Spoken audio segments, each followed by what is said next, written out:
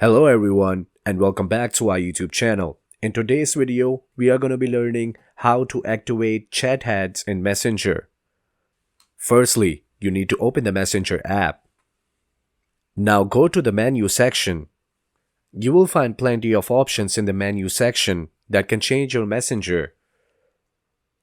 Now tap on the notifications and sound option.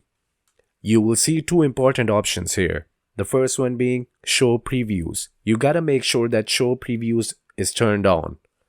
And the second one, do not disturb. You have to make sure that do not disturb is turned off.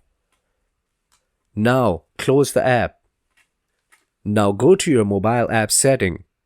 Now select the Messenger app. And make sure the notifications are turned on for Messenger. And that's it.